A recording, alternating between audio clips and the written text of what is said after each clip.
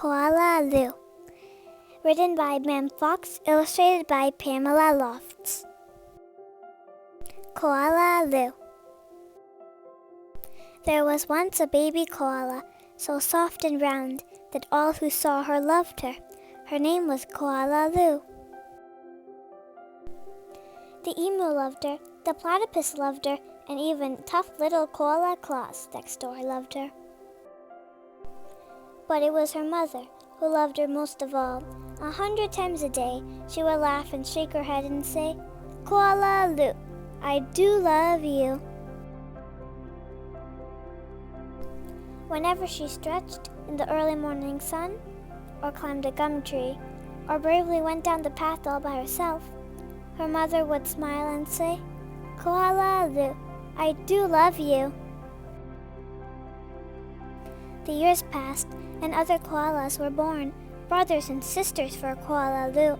Soon her mother was so busy, she didn't have time to tell Koala Lou that she loved her, although, of course, she did. Every night, as she curled up under the stars, Koala Lou thought about the times when her mother had looked at her and said, "Koala Lou, I do love you," and she longed for her to say it again. One night, Koala Lou had a splendid idea. Preparations had begun for the Bush Olympics. She would enter the Olympics. She would compete in the gum tree climbing event, and she would win. And her mother would fling her arms around her neck and say again, "Koala Lou, I do love you." Koala Lou began her training right away.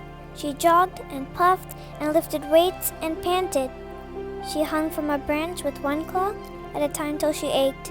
She did push-ups till her stomach hurt, and last of all, she climbed the tallest tree that she could find, over and over and over again. Sometimes her mother would watch her and ask, "How you goin', Blossom?"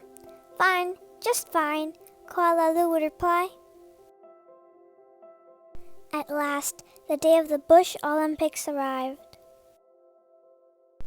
Koala Claus had also entered the gum tree climbing event, and everyone knew how fast she was. But Koala Lou wasn't scared. She saw her mother in the crowd and imagined her saying again, "Koala Lou, I do love you," her heart filled with hope. It was Koala Claus who went first. Her climb was a record-breaking 22 meters and 70 seconds flat. The spectators whistled and cheered and wildly waved their party hats. "Can I do better than that?" wondered Koala Lou. "I must." As she stepped towards the tree, a hush fell over the crowd. "On your mark," said the kookaburra. "Get set, go!" Koala Lou leapt onto the tree. Up and up and up she climbed, higher and higher and higher, faster and faster and faster, until there she was, right at the very top. The spectators roared and clapped and stamped their feet. But she wasn't fast enough. In spite of all her training and all her hoping, it was Koala Claus who had won the gum tree climbing. Koala Lou came second. Koala Lou went off and hid. She heard the shouts of the Bush Olympics and cried her heart out.